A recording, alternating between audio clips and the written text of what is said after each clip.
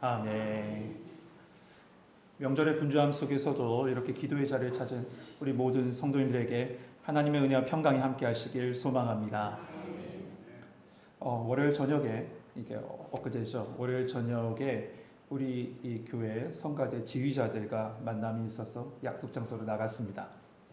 오후 6시에 약속을 잡고요. 시간에 맞춰서 딱 도착해서 주차장에 주차를 딱 했는데, 딱 주차하고 나오는 순간 비가 눈으로 바뀌어 내리기 시작한 거예요.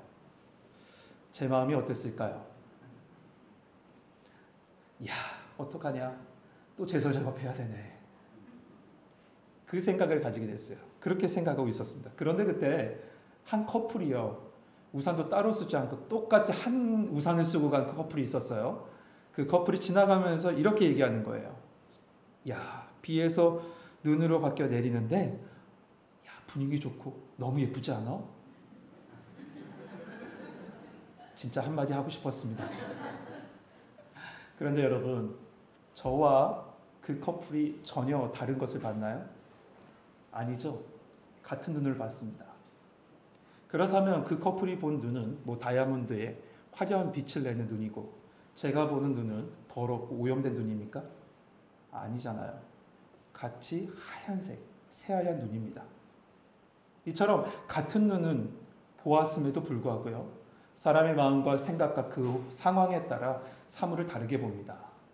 오늘 본문에 다윗성 그 예루살렘 성으로 언약궤가 옮겨지는 그 모습과 그것에 대한 반응이 완전히 상반된 두 사람의 모습이 나옵니다. 우선 다윗의 모습을 보시죠. 처음에 다윗은 언약궤를 다윗성으로 옮겨오는 그 마음이 순수하지는 못했습니다. 마음 한편에 자리 잡고 있었던 것은 하나님의 영광보다는 자신의 영광을 나타내고자 함이 더 컸습니다. 그래서 말씀대로 그 언약궤를 어깨에 매지 않고 수레에 실어서 옮겼죠.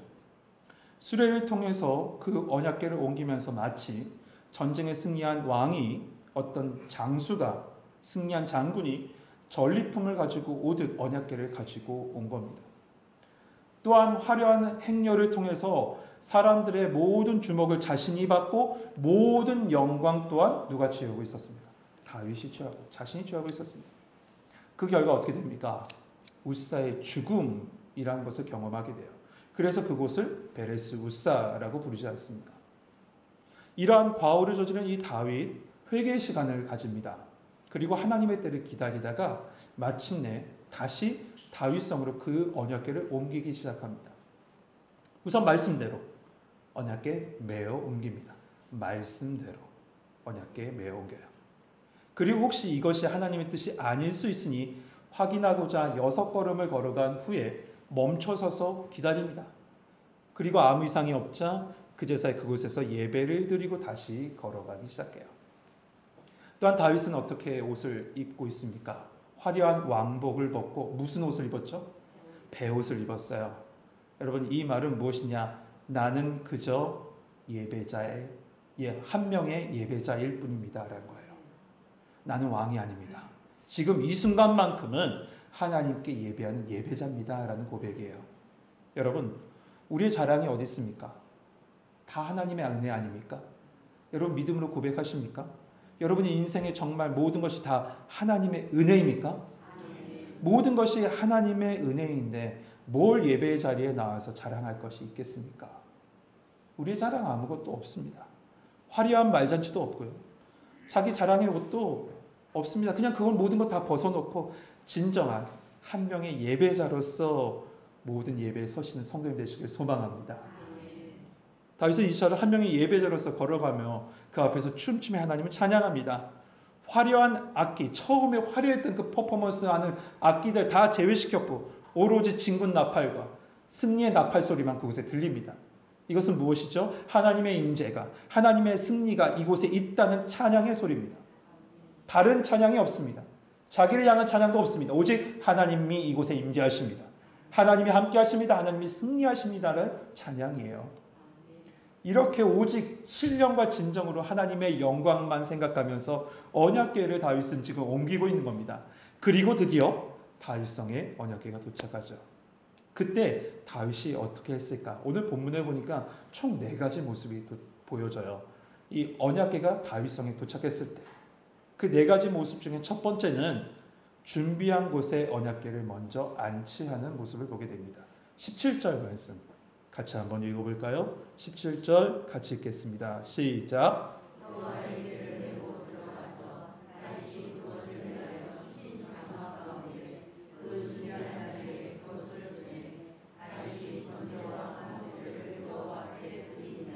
아멘. 다윗은 언약궤를 메고 들어가서 이를 위하여 준비한 곳, 그 장막에 이 언약궤를 안치하는데요. 이 준비한 장막이 어딜까? 해석이 여러 가지입니다. 첫 번째 해석은 새롭게 성막을 짓고 그 안 지성소에 안치했다라는 해석이 있고요. 두 번째는 예전에 있던 그 성막은 그대로 놔두고 지금 성전을 짓기 전 특별하게 구별된 한 장소에 이 언약궤를 놨다라는 이야기도 있습니다. 아무튼 중요한 건 다윗은 이 언약궤를 모시기 위한 특별한 장소를 구별해서 준비해 놓았다는 거죠. 다윗은 준비하고 있었던 거예요. 그 안에 하나님의 임재가 있을 것을 준비했어요. 성도 여러분, 우리는 예수님과 함께 한다면서요, 내 마음을 준비하지 않을 때가 많습니다. 내 마음은 준비하지 않고 여전히 예수님을 그저 내 삶의 문 밖에 서 계시게 할 때가 있다는 것이죠. 예술가 이 홀맨 헌터가 그린 세상의 빛이라는 제목의 성화, 여러분은 한 번은 다 보셨을 거예요. 그 모습이 이거죠. 예수님께서 굳게 닫힌 문 앞에 서 계십니다. 근데 한 손에 뭐가 들고 있을 거예요? 등을 들고 있고 다른 한 손으로 두들기는 이 모습. 아마 다 한 번은 보셨을 거예요. 그 그림. 그런데 그 그림을 자세히 보면 문의 손잡이가 밖에 있습니까? 없습니까? 없습니다. 나중에 한번 보십시오. 문의 손잡이 밖에 없습니다. 안에 있다는 얘기겠죠. 안에서 열어야 한다는 거예요. 여러분, 믿음으로 그 문을 여는 것은 각자의 몫이에요. 예수님은 분명 모든 시공간을 통과하시고 그 안에 들어가실 수 있는 분이지만 우리를 지금 기다리고 계세요. 믿음으로 그 손잡이를 잡고 열 우리를 기다리고 계신다는 것이에요. 성도 여러분, 아직도 예수님을 내 삶의 문 밖에 서 계시게 하고 있지는 않은지요? 아직 주님 준비가 덜 됐습니다. 오지 마십시오. 내 삶에는 여기까지만 오세요 라고 하면서 문 밖에 예수님을 서 계시게 하고 있지는 않은지. 계시록 말씀에 보면 라오디게아 교회에게 이런 말씀하십니다. 볼지어다 내가 문 밖에 서서 두드리더니 누구든지 내 음성을 듣고 문을 열면 내가 그에게로 들어가서 그와 더불어 먹고 나는 그와 더불어 먹으리라. 여러분, 믿음으로 문고리를 돌려서 여러분의 마음과 여러분의 삶에 예수님을 모시는 성도님 되시길 소망합니다. 우리 말씀의 마지막이 뭡니까? 마라나타, 주 예수여 오시옵소서. 주님의 임재, 주님의 살아계심을, 예수님을 받아들임으로 경험하는 우리 성도님 되시길 다시 한번 소망합니다. 다윗은 두 번째로 언약궤를 모신 다음에 행한 건 바로 번제와 화목제를 여호와 앞에 드립니다. 여러분, 번제와 화목제에는 제물의 죽음이 있습니다. 이 말은 피가 있다는 거죠. 그렇다면 이 번제와 화목제가 무엇의 그림자인지 우리는 분명히 알 수 있습니다. 맞습니다. 바로 예수님의 십자가입니다. 번제를 통해서 우리는 예수님의 그 대속의 은혜를 보게 돼요. 또한 화목제는 뭡니까? 하나님과의 바른 관계잖아요. 하나님과 화목을 이루는 거잖아요. 그러니까 예수 그리스도의 속죄의 피를 힘입어 그를 의지하여 하나님께 나아갈 때 하나님과의 바른 관계가 유지된다는 겁니다. 이 말씀 축약한 말씀이 히브리서 10장 19절에서 20절 말씀이에요. 그러므로 형제들아, 우리가 예수의 피를 힘입어 성소에 들어갈 담력을 얻었나니 그 길은 우리를 위하여 시장 가운데 열어오신 새로운 살 길이요 휘장은 곧 그의 육체니라. 이처럼 다윗이 하나님께 번제와 화목제를 드렸다는 건 그가 예수 그리스도를 예표하고 있다는 걸 더욱 확실하게 드러내는 모습이기도 하죠. 이렇게 다윗이 번제와 화목제를 드린 다음에 뭘 했을까요? 세 번째 한 건 백성을 축복합니다. 18절 한번 볼까요? 다윗이 번제와 화목제를 드리기를 마치고 만군의 여호와의 이름으로 백성에게 어떻게 했다고요? 축복하고. 성도 여러분, 지금 세 가지 이 순서 중요합니다. 기억하세요. 여러분, 축복이란 뭘까? 첫째, 하나님을 내 안에 모시는 것이고요. 두 번째, 번제를 통해서, 십자가를 통해서 죄와 허물이 사함받고 나서, 마지막 세 번째, 화목제를 통해서 하나님의 관계가 바르게 회복된 후에 따라오는 은혜, 그게 바로 축복이에요. 다시 한번 할까요? 첫째, 하나님을 내 안에 모시고, 두 번째, 번제, 십자가를 통해서 내 죄가 사함을 받고, 세 번째, 화목제를 통해서 하나님과의 관계가 바르게 회복된 후에 따라오는 게 축복이라는 겁니다. 그런데 여기서 다윗이 지금 축복했다라고 하니까 오늘 말씀에 보면 마치 그가 축복한 것처럼 보이는데, 이 말씀의 원어적 뜻은 이거예요. 하나님, 저들을 축복해 주세요. 기도한 거예요. 다윗은 지금 예수 그리스도를 예표한다고 했죠. 하나님께 이 백성을 놓고 기도하시는 예수님의 형상, 축복하시는 예수님의 형상을 나타내는 겁니다. 이처럼 다윗은 축복합니다. 그리고 마지막으로 백성과 아름다운 교제를 나누는 모습을 보게 돼요. 19절 말씀은 같이 한번 읽어보시죠. 19절 같이 읽겠습니다. 시작.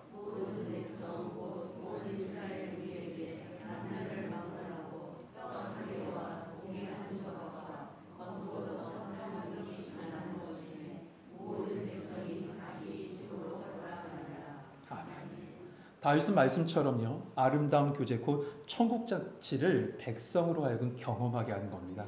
천국잔치를 경험한 거예요. 여러분, 예배에는요, 이런 축제와 이런 사랑이 함께합니다.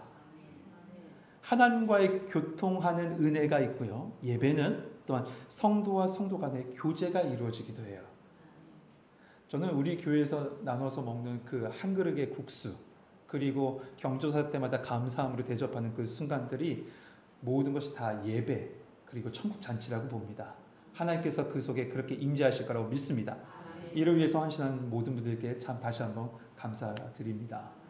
그런데 여러분, 여기서 많은 분들이 놓치는 것이 있는 게요, 이 축복까지 이렇게 쭉 이어졌는데 19절 마지막에 보시겠습니까? 그 은혜의 조각을 가지고 어디로 갔다라고 얘기하죠? 집으로 갔어요. 이걸 기억하셔야 돼요. 여러분, 예배를 통해서 받은 감격, 예배를 통해서 받은 은혜, 예배를 통해서 받은 사랑, 집으로 가져가십시오. 집으로 돌아가셔야 돼. 그걸 가지고. 그때 그 감격이 여러분의 가정 속에 풍성히 임하게 될 줄 믿습니다. 이렇게 다윗도요, 받은 은혜, 받은 감격, 감동을 가지고 집으로 갑니다. 뭐하러 가냐면 가족들을 축복하러 갑니다. 그런데 이 모습을 다른 모습으로 지켜보는 사람이 있어요. 그건 바로 그의 아내였던 미갈입니다. 우선 앞으로 돌아가서 16절을 한번 보실까요? 16절 보니까, 여호와의 개가 다윗성으로 들어올 때 사울의 딸 미갈이 창으로 내다보다가 다윗 왕이 여호와 앞에서 뛰놀며 춤추는 것을 보고 심중에 그를 업신여기니라. 미갈이 창 밖으로 딱 내다보는데 언약궤가 오는 모습이 보여지겠죠. 얼마나 시끄럽고 대단한 모습입니까? 그런데 그 앞에서 다윗이 뭐라고 있습니까? 춤추는 모습을 보고 이 미갈이 속으로 업신여깁니다. 이 업신여겼다는 이 말의 뜻을 보니까 사람을 경시하다라는 뜻도 있지만 그 안에는 모욕의 의미를 갖고 있대요. 모욕하고 있었던 거예요. 그러니까 심중으로 멸시하고 경멸하고 모욕하고 있었던 겁니다. 미갈이 말이죠. 왜 그랬을까? 20절 봅시다. 다윗이 자기 가족에게 축복하러 돌아오매 사울의 딸 미갈이 나와서 다윗을 맞으며 이르되, 이제 속의 말을, 방금 전에 속으로 했던 말을 입으로 툭 튀어나오면서 하게 된 거예요. 이스라엘 왕이 오늘 어떻게 영화로우신지, 방탕한 자가 염치 없이 자기 몸을 드러낸 것처럼 오늘 그의 신복의 계집종의 눈앞에서 몸을 드러내셨도다 하니. 여러분, 이 지금 미갈의 표정이 상상이 되시죠? 일단은 한쪽 입꼬리가 올라갔을 겁니다. 한쪽 입꼬리가 올라가서 던지는 첫 마디가, 야, 이스라엘 왕이 오늘 어떻게 이렇게 영화로우신지. 이해가 되세요? 이게 영화롭다는 겁니까? 아니잖아. 비아냥거리는 거잖아요. 이 영화로우신지라는 단어의 뜻을 봤더니 사실은 무겁다라는 뜻입니다. 그리고 영예로운이라는 것이 부수적으로 따라오는 말이에요. 무겁다. 그러니까 미갈의 의도는 뭐냐면 당신 무겁지 않다는 거예요. 반대, 그러니까 가볍다는 거죠. 뭐가 가볍냐? 왕의 위엄과 왕의 무게가 없이 가볍다라는 겁니다. 미갈을 한번 돌아보면 미갈은 궁중 생활을 했던 딸이었잖아요. 그렇기 때문에 왕의 자질과 왕의 기품을 궁중에서 배웠을 거예요. 그런데 지금 그 눈에 보이는 다윗의 모습은 그러한 왕의 모습이 보이지 않는다는 거죠. 거기에 한술 더 떱니다. 뭐라고 이어서 말하냐면 방탕한 자가 염치 없이 자기 몸을 드러내는 것처럼 어떻게 계집종 앞에서 왕의 몸을 드러내냐 이렇게 얘기해요. 여기서 방탕한 자가 뜻이 이럽니다. 속이 빈 사람, 정신 나간 사람 이런 뜻이에요. 그러니까 그 사람을 빗대서 지금 얘기한 거죠. 왕이 채통도 차리지 못하고 이게 뭡니까? 당신 정신 나간 거 아닙니까? 정신 나간 짓 하고 있잖아요. 미갈이 이렇게 얘기하는 거예요. 그러나 다윗은 이렇게 말하죠. 21절 상반절에 다윗이 미갈에게 이르되 이는 여호와 앞에서 한 것입니다. 이 말의 의미는 이거예요. 다윗이 이렇게 얘기한 거예요. 나는 진정한 왕이 아니에요. 진정한 왕은 하나님이십니다. 그 왕 대신 하나님이 나에게 대신 대리자로 맡기셨는데 나는 그저 한 명의 예배자로서 그 옆에서 찬양할 뿐입니다. 그러면서 22절 당신이 아까 전에 얘기했던 왜 이리 무겁지 않은지 영화로우신지 이렇게 비꼬았죠. 가볍다고 비꼬았죠. 그러나 나의 중심을 아신 하나님은 결국 높은 사람이나 낮은 사람 모든 사람 앞에서 나를 높여주실 것입니다. 다윗은 그렇게 고백한 거예요. 성도 여러분, 하나님 중심을 보세요. 하나님은 우리의 예배의 모습도 보시지만 우리의 중심을 더 깊게 보신다고요. 사람은 몰라줄 수 있어요. 세상은 몰라줄 수 있어요. 하나님은요, 우리의 중심을 보시고 우리를 향한 마음 다 아십니다. 이 말씀에 얼마나 은혜가 되는지요. 하나님은 아십니다. 라고 고백하니까요. 그러므로 여러분 오직 주님 바라보고 사시죠. 주님 바라보고 예배하시고 주님 바라보고 찬양합시다. 그런데 성도 여러분, 우리는 여기서 왜 미갈이 이런 태도를 취했을까 다시 한번 살펴볼 필요가 있습니다. 미갈은 다윗의 모습을 보면 이렇게 생각했을 겁니다. 아니 저 괴가 도대체 뭐길래 미쳐 날뛰는 건가? 왕의 채통이 있지. 왜 이렇게 생각했을까 생각해 보면 그의 아버지 사울은 법궤를 거들떠보지도 않았습니다. 그가 사울이 다스렸던 그 당시 법궤라는 언급조차 없습니다. 그리고 사울은 하나님을 진정한 왕으로 모시지 않고 내가 이스라엘의 왕이다 하고 살았던 사람입니다.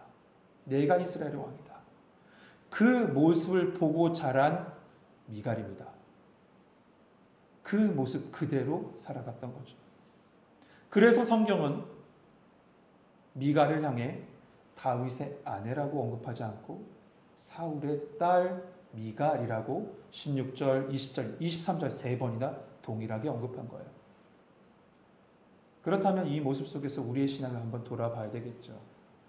교회에서의 신앙의 모습뿐만 아니라 삶 속의 신앙의 모습, 우리의 모습은 어떨까? 그 모습을 보고 분명히 우리 자녀들이, 우리 다음 세대들이 신앙생활을 하게 된다는 건 불보듯 뻔한 얘기예요. 여러분 앞에 신앙생활의 모습은 어떤 모습으로 보여질까요? 저도 두렵습니다. 우리 모든 믿음의 먼저 세대들이 두려움과 떨림으로 그 길을 가야 할 줄 믿습니다. 여러분 잘못하면요, 여러분의 자녀들, 우리 딸들, 우리 아들들이 다윗의 아내였음에도 불구하고 사울의 딸로 살 수가 있다니까요. 이 말은 다시 얘기하면 다윗의 아내, 그리스도의 신부라는 타이틀을 가지고 서서 여전히 사울의 딸, 세상의 딸로서 살아간다는 겁니다. 심각한 얘기예요. 사무엘하 3장 1절에 뭐라고 말씀했습니까? 다윗은 점점 강해지고 사울의 집은 약해진다고 그랬어요. 그럼 여러분의 자녀, 우리의 자녀들, 우리 다음 세대들이 어떻게 자라날까요? 오늘 보면 21절 중간에도 다윗은 얘기했죠. 그가 하나님께서 내 아버지 집, 그러니까 사울의 집과 그 온 집을 버리셨다. 그리고 나를 택하셨다는 거예요. 미갈, 그러니까 그 당신은 사울의 딸이라는 타이틀을 가지고 지금 있는데 당신의 집은, 당신의 삶이 약해진다는 것이죠. 그 결과가 마지막 절에 나오지 않습니까? 다윗의 아내가 아닌 사울의 딸 미갈은 자식을 얻지 못합니다. 그런데 여러분, 이 말씀을 너무 1차적으로 또는 문자적으로만 보지 마세요. 출산의 문제와 연관된 이야기가 아니에요. 이 의미는 뭐냐? 다시 한번 미갈의 삶을 돌아보죠. 미갈은요, 아브넬에 의해서 다시 다윗의 집으로 돌아왔어요. 축복된 집으로 돌아왔어요. 그런데 그를 다윗을 거절합니다. 거절함으로 말미암아 축복되신 무엇을 받았냐? 저주를 받았다는 겁니다. 분명 다윗은 축복을 가지고 지금 이 순간에 기쁨으로 가족들을 축복하기 위해 갔는데 그것을 박대한 겁니다. 이것은 뭐냐? 예수 그리스도를 배척한 거나 똑같은 거예요. 우리가 분명히 그리스도의 자녀, 그리스도의 신부라고 살지만 예수님을 박대하고 배척할 때가 있더라고요. 여러분, 믿음으로 예수 그리스도를 나의 주, 나의 하나님으로 받아들이실 수 있게 소망합니다. 사랑하는 성도 여러분, 하나님의 은혜가 우리 가운데 찾아왔습니다. 그 바로 예수 그리스도시죠. 그분을 받아들이기만 하면 속죄의 은혜가 있고요. 하나님과 화평을 누리는 복이 있고요. 그뿐만 아니라 삶에 주어진 축복이 있어요. 떡과 포도주와 여러 겉포도빵에 축복이 있습니다. 그러나 이를 거부하면 하나님의 은혜에서 배제가 된다는 거예요. 성도 여러분, 교회를 다니고 예배에 나오면서도 사울의 딸로 사는 사람이 되겠습니까? 그렇게 살면 안 되지 않습니까? 여러분, 여전히 사울의 딸, 세상의 딸로 살지 마시고 그리스도의 신부로서 사시길 소망합니다. 그리고 하나님을 향한 진정한 찬양과 예배와 감격과 사랑을 예배 드리셨죠? 명절이죠? 가족에게 가져가십시오. 집에 가서 나누세요. 그럴 때 그 가족 속에 주님의 평강과 축복이 넘쳐날 줄 믿습니다. 우리 찬양하며 304장 찬양합시다.